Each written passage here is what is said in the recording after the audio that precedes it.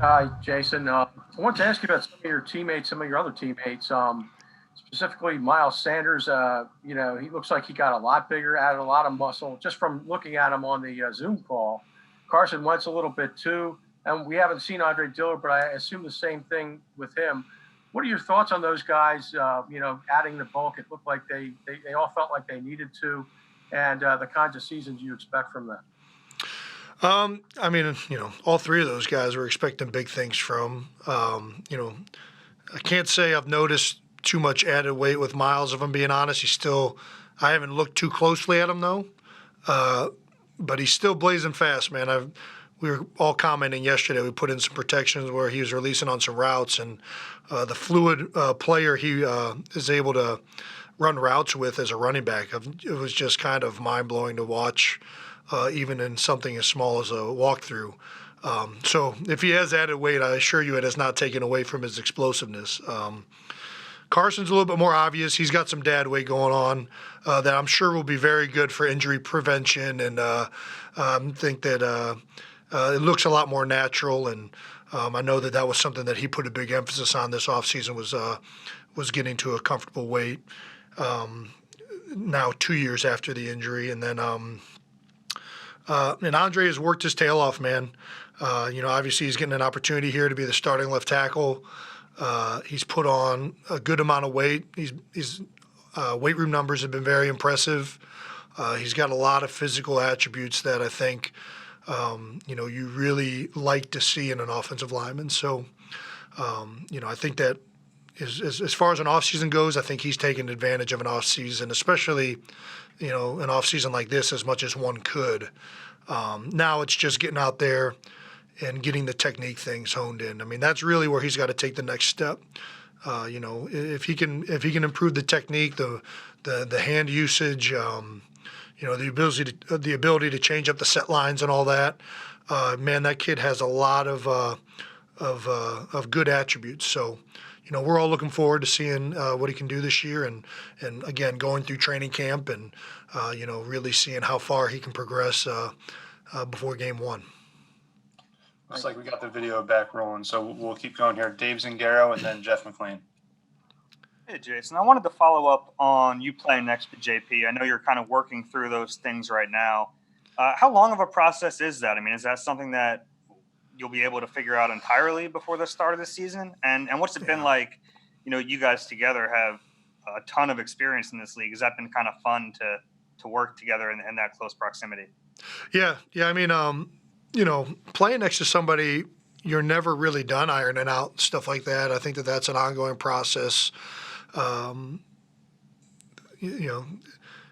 been playing next to Isaac now for a couple of years, and we're still talking things out. I mean, even before Brandon goes down, we're still talking about ways to do things better and ways to iron out little details that'll end up making a big difference, hopefully on game days. And obviously with JP being new to the position, we're really, fast tracking a lot of that. We're trying to iron out, how he's going to step, where he's going to go, against what kind of defense we're going to go with maybe a different aiming point versus maybe a different defense where we go a little wider.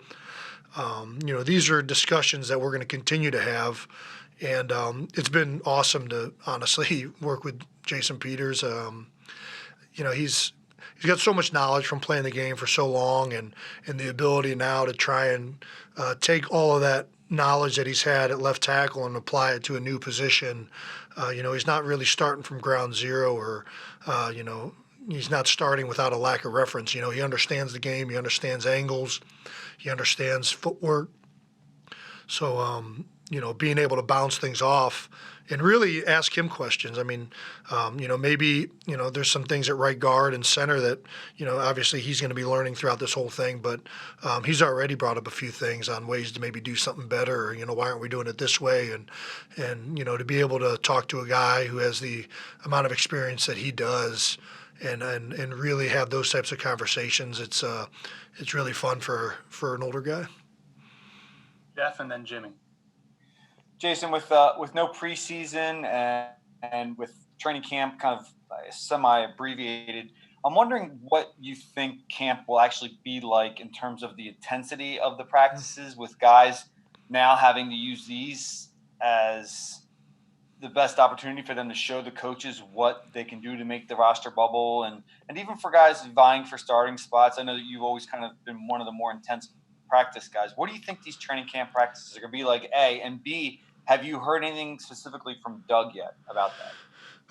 No, I mean, we're kind of approaching it training camp like usual. Obviously, no preseason games, so there won't be that, the scouting and everything like that. You might get a week of that in against our own defense, I would assume. But, for the most part, everything in practice is going to be, what you're kind of putting your hat on. I would be hard pressed to find practices getting more intense than they have been, to be honest with you.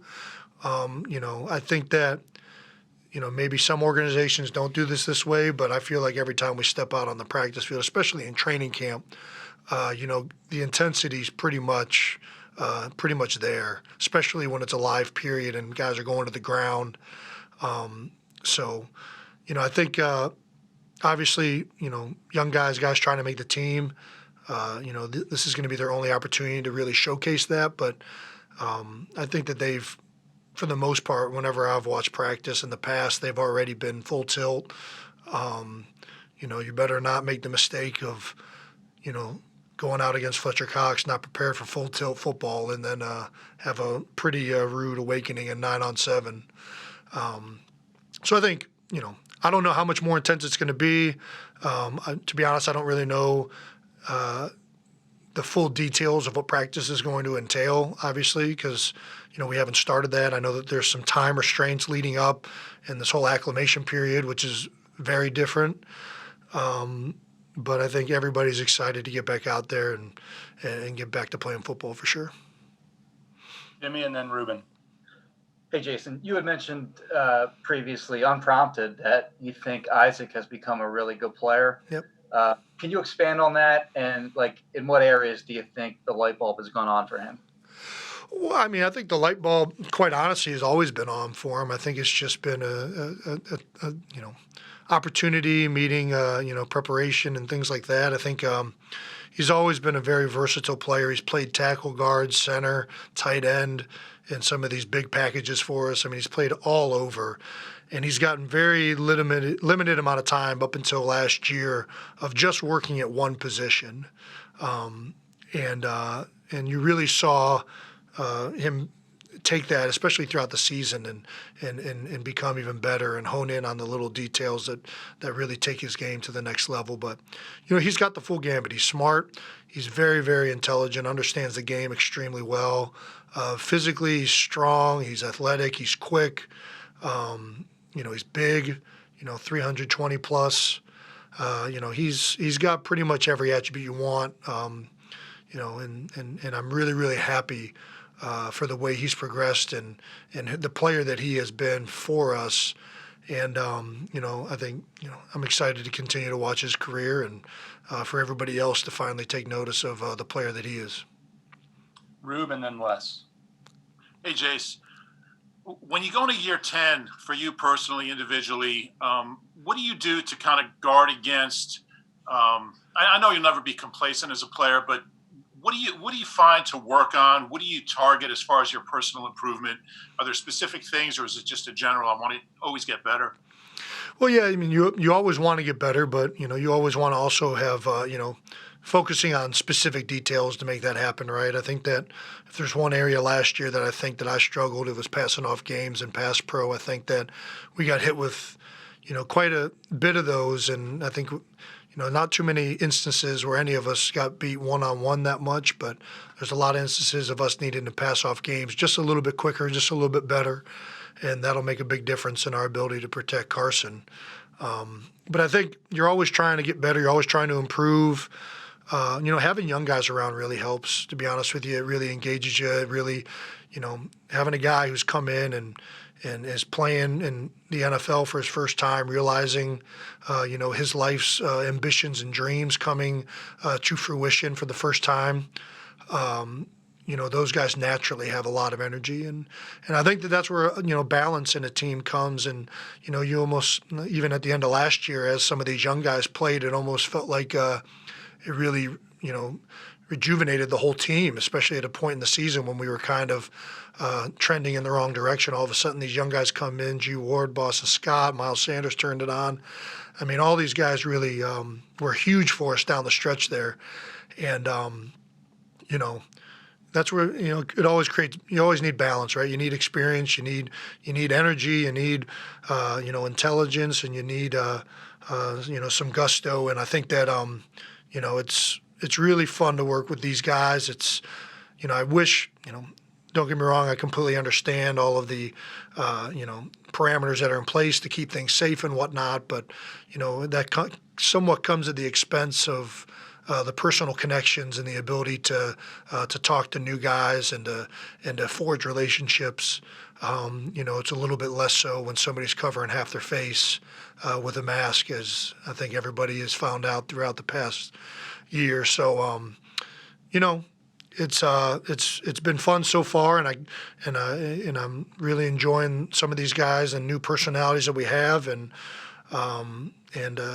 I think that does a good job of keeping you energized. Les and then Zach. Hey, Jason. You mentioned that this ramp-up period is very different from what you would normally be doing in training camp right now. We're not there, obviously. Tell me, what's a day like right now? What do you do? Time to get there, let time to leave. Yeah, the day's not so much different, I guess, because you still have, your standard meetings, lift meetings, practice, walkthrough, whatever it is. The biggest differences are obviously, the socially distancing things, the security parameters, the things that are being put in place to try and facilitate as safe of a possible work environment as possible. And the Eagles have been phenomenal in that regard. But I think in the regular locker room. Well, yeah, I mean, everything is spaced out. Everything's been expanded. Meeting rooms, locker rooms, everything is trying to adhere to the socially distancing as often as you can. Even just on your own, walking through a hallway, it's talked about. Try and stay away, and I think that everybody's trying to be as safe as possible in this situation. So yeah, I mean, that's the biggest difference. And then obviously, with not having an OTAs and everything, we're still doing.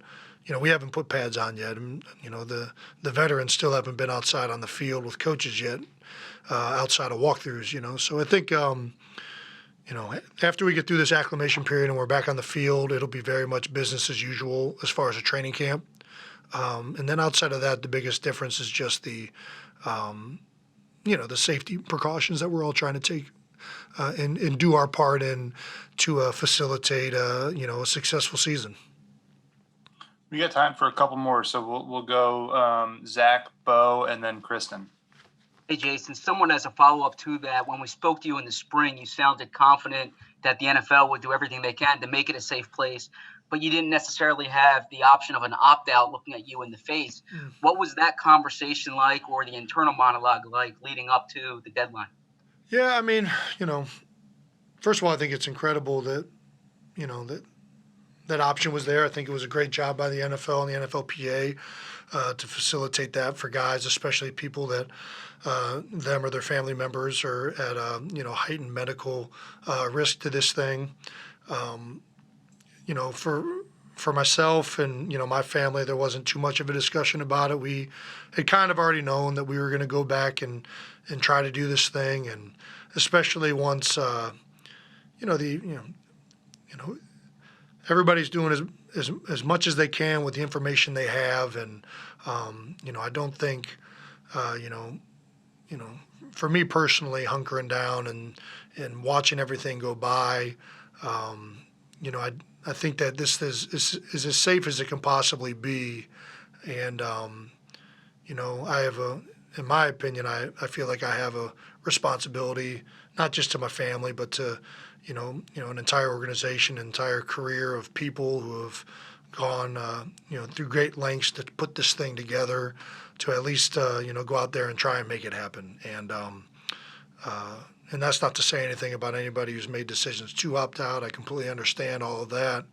And if I was in a situation where medically there was something involved, that we might be having a different discussion. But you know, and then the other side of this is for a year that has been so different for I think every American, you know, coming back and getting into a meeting room where I've heard Jeff Stoutland install Inside Zone, 85 times in my life, getting back to some semblance of normalcy has almost been therapeutic in some regards. So, I've really, this whole experience has really made me appreciate, just how awesome it is to be able to come in here and to be able to have the ability to make these decisions and to come to work with a group of people and a group of teammates, and it's just been awesome.